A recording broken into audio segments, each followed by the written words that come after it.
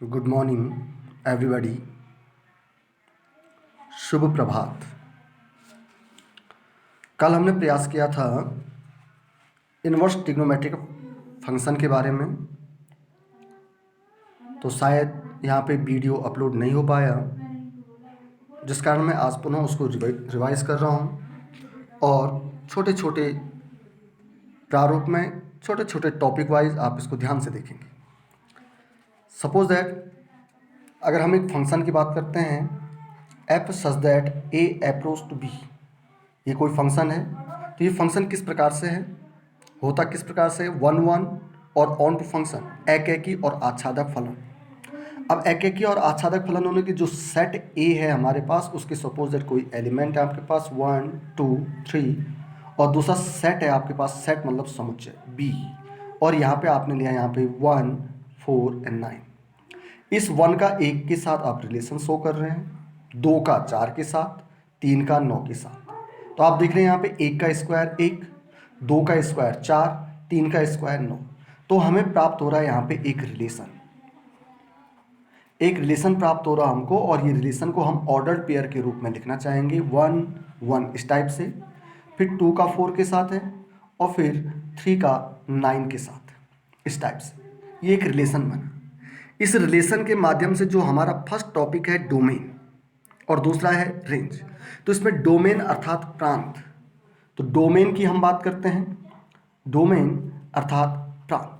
तो प्रांत वो चीज है जो first element of this relation of ordered pair, जो ऑर्डर्ड पेयर के फर्स्ट एलिमेंट है, जैसे 1 है, ये 2 है, ये 3 है, इन सब का अगर हम एक सेट बना दें 1 2 and 3, that are called domain अर्थात प्रांत।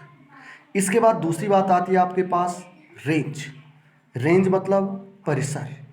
परिसर की अगर हम बात करते हैं second element of ordered pair, तो सेकंड एलिमेंट है आपके पास यहाँ पे 1 4 एंड 9। तो ये आपके पास क्या है, इसका परिसर और प्रांत। ये हमने लिया था एक फलन ए अप्रोच टू बी को करता है, इस प्रकार से हमने इसकी कही मैपिंग। जो ये आपने यहाँ पे चित्र बना हुआ है एक मैप, इसको कहते हैं मैपिंग, एक आरेख, प्रतिचित्रण इसको हिंदी में कहा जाता है। यहाँ से हमने रिलेशन प्राप्त किया, 1 का स्क्वायर 1, 2 का स्क्वायर 4, 3 का स्क्वायर 9, एक रिलेशन हमको प्राप्त हुआ। यहाँ से हमने डोमेन प्राप्त किया, डोमेन के बाद आपने प्राप्त करी रेंज। अब इस डोमेन और रेंज की हेल्प से हम बात करेंगे इनवर्स फंक्शन। इनवर्स कैसे भी कोई फंक्शन हो सकता है, किसी भी टाइप का फंक्शन हो सकता है। तो सपोज दैट हमारे पास जो फंक्शन था F such that A approach to B, और एक दूसरा फंक्शन हम ले रहे हैं यहाँ पे जी, आपने फंक्शन लिया such that B approach to A. आप देख रहे हैं यहाँ पे क्या हो रहा है, हमने ए को बी की ओर अप्रोच किया है, और यहाँ पर जी फंक्शन जो आपके पास है बी को ए की ओर अप्रोच किया, जस्ट एक दूसरे की अपोजिट। तो यहाँ पर एक कंडीशन आती है domain of F, domain of F अर्थात एफ का प्रांत। अगर एफ का प्रांत बराबर है जी का परिसर, रेंज ऑफ जी, जी का परिसर, परिसर अर्थात रेंज, रेंज ऑफ जी कहते हैं हम इसको। अगर ये इक्वल रेंज ऑफ जी, तो तब आप कहते हैं फंक्शन क्या है, इनवर्टिबल, इनवर्स फंक्शन है। इसका हम व्युत्क्रम प्राप्त कर सकते हैं, या ठीक अगर इसका उल्टा लेना चाहते हैं हम, तो जी का जो प्रांत है, जी का जो डोमेन की अगर हम बात करते हैं, ये इक्वल टू होता है आपके पास रेंज ऑफ एफ, एक दूसरे के उल्टे हैं। तो तब हम यहाँ पे कहते हैं जो एफ का प्रतिलोम है, एफ का इनवर्स फंक्शन है, तो वो होता आपके पास क्या, जी।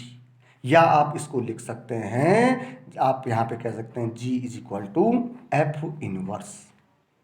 ठीक है, तो इस प्रकार से हम क्या करते हैं, इनवर्स फंक्शन को प्राप्त करते हैं।